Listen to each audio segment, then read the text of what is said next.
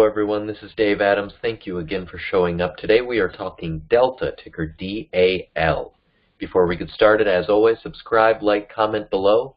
Let's talk about this company and more specifically this stock opportunity. Delta is the largest airline by market cap in the world.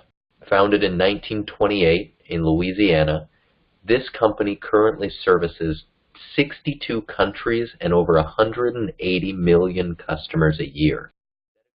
Here are some of the stats that we tend to look at when we first judge a stock.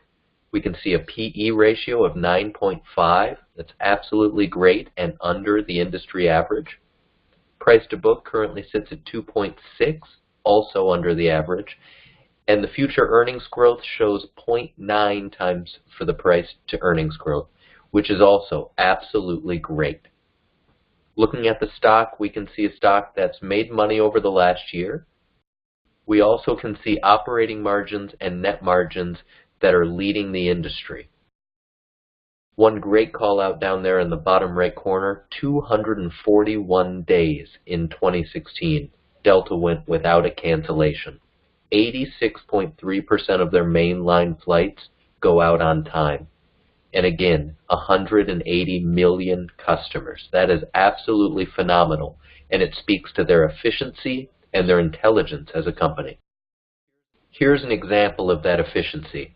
Flight 302 at a JFK airport during Hurricane Irma managed to land and unboard, clean, reboard, find a nice pocket of air, and actually make its return flight 31 minutes before expected.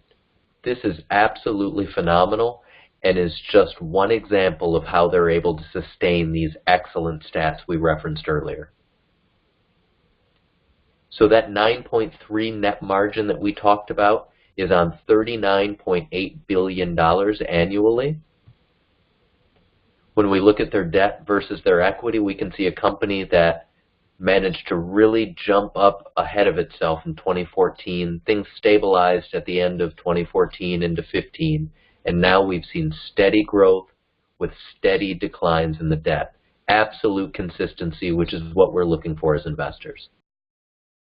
Currently, the dividend sits at 2.53%, which is a 10-year high and above the airline industry average. Absolutely excellent. And all of that is compounded by just a 16% payout ratio. And you can see the insider trading there in the bottom left. We saw steady sell-offs by the insiders all the way up until about 3 months ago, where we actually started to see an upswing in insiders buying. So all of this points to a stock that is potentially undervalued, and that's being recognized not just in the ratios, but by the insiders as well.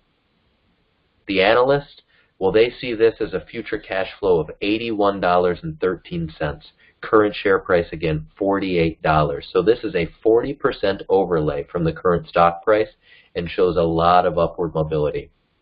On the right, I've shown the dividend now as well as the estimates for the future and the earnings estimates growth for the future as well. So what exactly is the catch?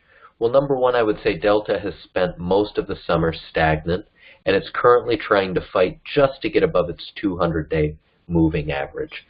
So growth has slowed considerably since that 2014-15 jump we saw, and this has maybe scared investors off from jumping into this and caused it to become undervalued now.